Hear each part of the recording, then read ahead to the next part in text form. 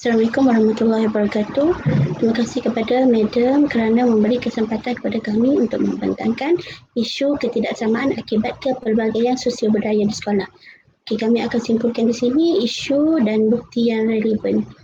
Kami terdiri daripada tiga ahli kumpulan dan isi kandungannya adalah definisi tentang budaya, bahasa, layanan guru, gender dan kaum dan pencapaian akademik. Sebelum kita tengok kepada isu-isu, kita tengok dulu kepada definisi. Sosio bermaksud kata awalan yang merujuk kepada berkaitan tentang faktor sosial atau kemasyarakatan. Budaya pula adalah tamadun atau peradaban. Ia juga bermaksud kemajuan fikiran atau akal budi, iaitu cara berfikir atau cara berkelakuan. Kita tengok definisi sosial budaya, iaitu sesuatu tata nilai yang berlaku dalam sebuah masyarakat yang menjadi ciri khas masyarakat tersebut. Faktor sosial atau kemasyarakatan yang berkait dengan cara berfikir atau cara hidup sesuatu masyarakat di sesuatu kawasan. Seterusnya kita tengok kepada isu ketaksamaan akibat kepelbagaian sosial budaya daripada segi bahasa. Sukar memahami pengajaran.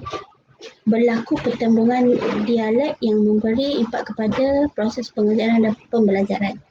Ia sangat perlu bagi mengelakkan pergaduhan dan salah faham.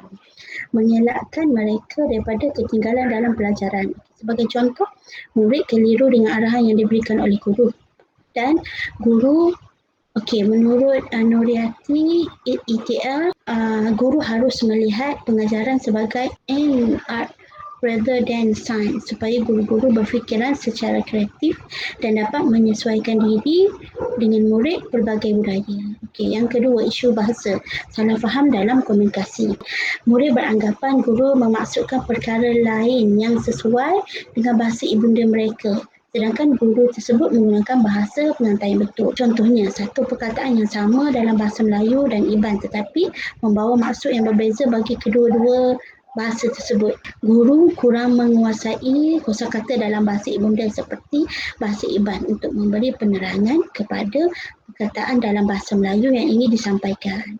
Dalam masa yang sama, guru perlu memastikan supaya semua pelajar menggunakan bahasa standard seperti bahasa Melayu.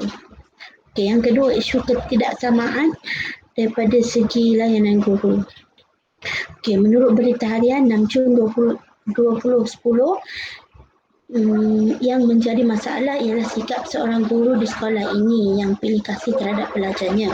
Saya perasan guru ini hanya akan beri tumpuan kepada pelajar yang kaya. Dengan pelajar yang kaya, dia selalu mengatakan kami tidak berjaya dalam kerja yang nanti. Kata-kata guru itu membuatkan saya kecil hati dan kurang motivasi. Ini menunjukkan guru tu double standard terhadap murid. Kajian telah dijalankan oleh Profesor Dr. Hardil, diskriminasi terhadap kanak-kanak yang kurang berpelajaran dari keluarga berpendapatan rendah mendapati kanak-kanak dari kelas sosial rendah hanya mempunyai 76% peluang untuk memasuki sekolah alia akademik, sedangkan kanak-kanak dari sosial tinggi mempunyai 96% peluang untuk dipilih walaupun grade sama yang diambil kira. Sesetengah guru memberikan respon yang berbeza kepada pelajar yang mewakili kelompok kecil, minoriti ataupun kelas sosial rendah. Contohnya, kajian di Amerika menunjukkan terhadap layanan dan jangkaan yang berbeza berdasarkan bangsa, jantina dan kelas sosial. Kita tengok perbezaan antara murid kelas atasan dengan murid kelas bawahan. Murid kelas atasan, mereka diberi jawatan kepada ketua, sebagai ketua pengawas, ketua kumpulan. Lepas tu mereka juga sering dipilih menjadi wakil sekolah. Dimasukkan dalam kelas yang terbaik dan jarang dikenakan tindakan disiplin walaupun melakukan kesalahan, dan mereka juga sering menjadi contoh. Tengok kelas yang kedua, murid kelas bawahan. Mereka hanya murid biasa sahaja, jarang dipilih sebagai wakil sekolah, dimasukkan dalam kelas yang kurang cemerlang. Tindakan disiplin yang tegas yang dikenakan bila melakukan kesalahan sering dijadikan contoh negatif. Yang kedua adalah ekspektasi guru. Ekspektasi guru terhadap prestasi murid berbeza dan kurang realistik. Ini berdasarkan kajian Dr. Stephen. Kajiannya iaitu Department of Psychology. Dia mengatakan bahawa guru memilih dan menyukai murid berdasarkan kelas sosial walaupun mereka mempunyai grade yang sama. Okey, kita tengok sini perbezaan kelas atas dan murid kelas bawah. Okay, pertama, mereka mempunyai potensi untuk berjaya dan cemerlang. Kedua, memiliki kredibiliti untuk mempunyai pekerjaan yang bagus. Aset untuk meningkatkan peratusan cemerlang sekolah. Murid bawahan pula tidak akan berjaya dan lemah dalam pelajaran, tidak akan mendapat pekerjaan yang bagus dan menjejaskan peratusan cemerlang sekolah. Kita sambung yang seterusnya, itu faktor yang ketiga iaitu adalah keluarga. Keluarga terbahagi kepada dua, iaitu genetik dengan persekitaran. Genetik merupakan salah satu faktor yang boleh menyebabkan ketidaksamaan dari aspek pencapaian akademik di mana ciri-ciri biologi diturunkan kepada anak-anak. Jadi faktor ni juga boleh memberi kesan ke atas pendidikan murid-murid sama ada mereka cemerlang, sederhana atau lemah. Contohnya ibu bapa, sememangnya jika ibu bapa tu ada potensi pandai, berpotensi untuk melahirkan anak-anak yang pandai. Sememangnya kalau ibu bapa tu yang dah memang genetiknya pandai, jadi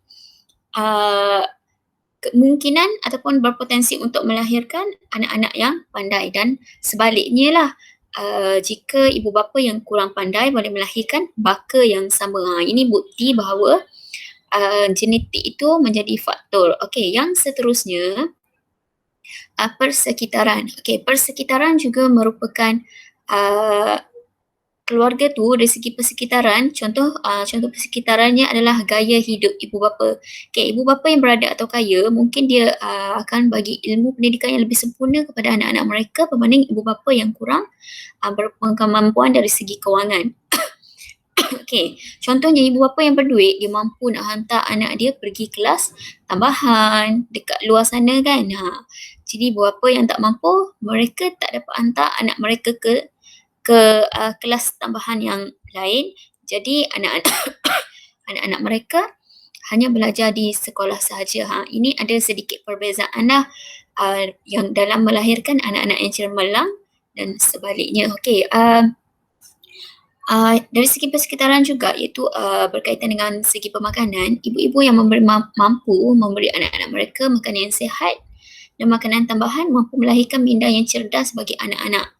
Ini dapat membantu merangsang minda anak-anak dalam pelajaran. Contohnya, ibu bapa yang memberi vitamin tambahan seperti omega, vitamin, macam-macam vitamin lah sekarang dibagi. Jadi anak-anak tu otaknya lebih berfikiran cerdas dan anak tu dia akan lebih cemerlang dalam pelajaran kerana kecekapan mengingat dan memahami apa yang cikgu ajar berbanding murid yang lain. Kita lihat kepada faktor yang seterusnya, iaitu guru. Guru terbahagi kepada dua, iaitu integriti guru dan kepakaran guru.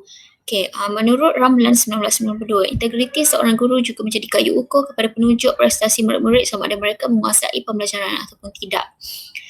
Jika seseorang tu guru tu dikenal dengan integriti, maksudnya macam mana sekalipun cikgu tu, dia akan usaha untuk jadikan murid dia lebih pandai, lebih mampu menguasai mata pelajaran yang diajar.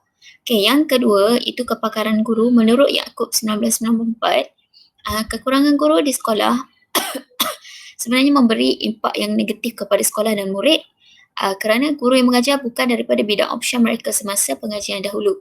Sepatutnya guru tu dia kena pakar dalam subjek dia.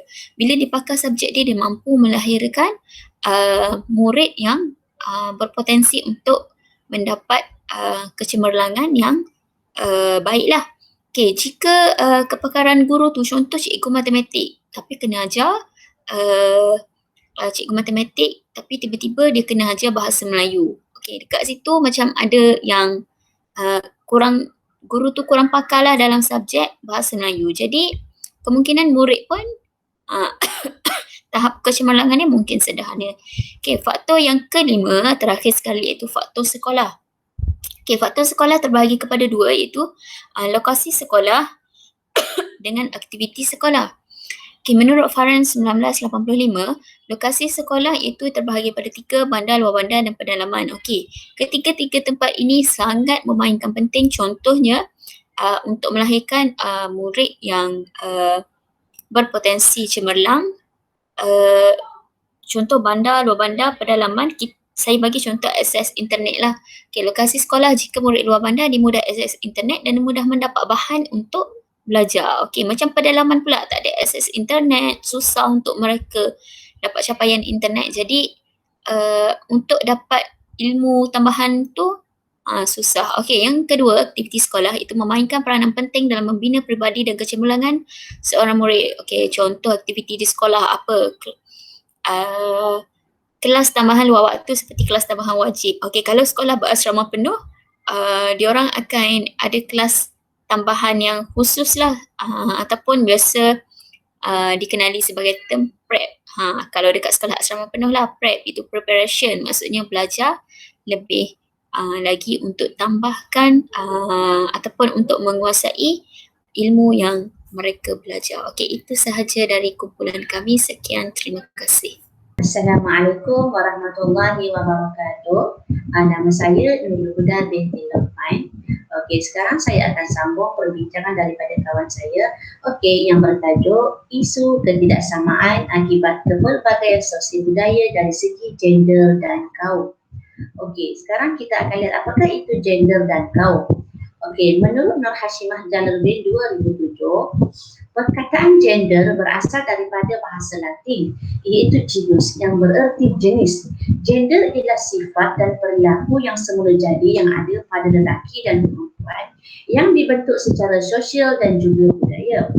Manakala daripada Kamus Pelajar Bahasa Malaysia pula, kaum bermaksud golongan orang sebagai sebahagian daripada satu bangsa yang besar ataupun suku bangsa. Kaum juga boleh ditakdirkan sebagai perkataan lain bagi bangsa. Kepelbagaian sosial budaya dalam kelas turut merasa kepada perbezaan dari segi pembelajaran, komunikasi dan juga tingkah laku. Seterusnya, murid perlu mengambil peluang daripada kepelbagaian sosial budaya di dalam kelas untuk berinteraksi antara kaum dan berlainan jantina dan bersesuaian dengan tugasan yang diberi oleh guru. Penggunaan bahasa standard iaitu bahasa Melayu harus diamalkan oleh murid. Contoh, unsur-unsur dialek mengikut kaum harus dielakkan. Okey, kalau di sekolah biasa, sekolah rendah, sekolah SK, kebiasaannya kita ada 3 kaum kan, bahan kaum Melayu, pelajar pelajar Melayu, pelajar Cina dan pelajar India. Okey, so mereka seharusnya menggunakan dialek bahasa Melayu untuk mereka saling memahami dan mengelakkan daripada menggunakan dialek sendiri. Okey. Aminah Ahmad tahun 2000 mengatakan penglibatan wanita dalam pendidikan sangat menggalakkan tetapi masih wujud segregasi, iaitu pengasingan antara satu kelompok dengan kelompok yang lain mengikut gender dalam pendidikan di peringkat menengah, sekolah, vokasional dan teknik. Okey, sekarang diskriminasi. Diskriminasi atau ketidaksamaan oleh guru ekoran perlakuan yang diwatakkan adalah berbeza, sama ada lelaki atau perempuan berasaskan ciri-ciri etnik semata-mata. Kebanyakan guru lebih memberi perhatian kepada murid perempuan berbanding murid lelaki. Contohnya, guru lebih senang dengan tingkah laku murid perempuan kerana kebanyakan murid perempuan lebih mendengar arahan berbanding murid lelaki. Okey, menurut Sentro 2008, budaya yang diamalkan di sekolah membentuk penerimaan kelainan gender, keupayaan dan prestasi mengikut gender. Okey, jika kita lihat di dalam kelas biasanya, kebanyakan murid-murid pelajar-pelajar perempuan yang selalu memberi respon ataupun memberi tindak balas bila guru bertanyakan sesuatu. Jadi ini bermakna berlaku diskriminasi. Guru lebih memberi perhatian kepada murid perempuan berbanding murid lelaki. Okey, seterusnya kita akan masuk tentang isu ketidaksamaan akibat kepelbagaian sosial budaya dari segi pencapaian akademik. Okey, untuk pencapaian akademik kita akan bahkan kepada 3 golongan pelajar. Yang pertama pelajar cemerlang, yang kedua pelajar sederhana dan yang ketiga pelajar lemah. Okey. Antara faktor lahirnya isu ketidaksamaan dari aspek pencapaian akademik termasuk cemerlang, sederhana dan lemah tadi terbahagi kepada 5 faktor. Faktor yang pertama ialah murid, faktor yang kedua rakan sebaya, yang ketiga sekolah, yang keempat guru, yang kelima ialah keluarga. Okey, sekarang kita akan masuk kepada faktor yang pertama iaitu murid. Okey, dari segi tahap kesedaran murid, pencapaian akademik seseorang murid dapat dilihat cemerlang sekiranya murid itu sendiri mempunyai kesungguhan dan kesedaran yang tinggi dalam pembelajaran. Contohnya, murid yang cemerlang mereka akan sedar, mereka akan mempunyai keinginan untuk datang ke sekolah setiap hari untuk menuntut ilmu dan belajar bersungguh-sungguh sehingga mereka berjaya. Okey. Seterusnya dari segi personality murid. Murid yang mempunyai personality yang baik serta sahsiah yang murni dapat melahirkan generasi yang berdisiplin dan bermutu tinggi. Hal ini dapat melahirkan murid yang cemerlang dalam prestasi serta akademik. Sebagai contoh, murid yang mempunyai personality yang baik seperti mengikuti peraturan sekolah, menjaga nama baik sekolah, dan personality yang rajin akan melahirkan pelajar yang cemerlang dari segi pencapaian akademik di sekolah. Kerana kecemerlangan individu bukan hanya dilihat dari segi kerajinan, mentelaah pelajaran, tetapi juga dilihat dari segi disiplin seseorang pelajar itu dalam mematuhi peraturan. Okey, seterusnya. Faktor yang kedua ialah rakan sebaya.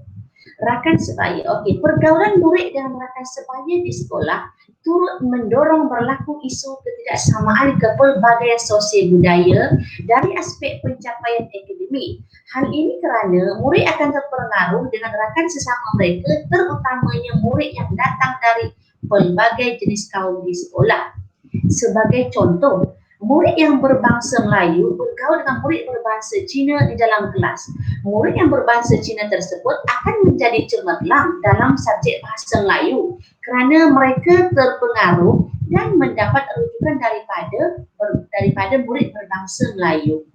Jadi ini bermakna rakan sebaya juga menjadi faktor dalam terpengaruhnya sosial budaya.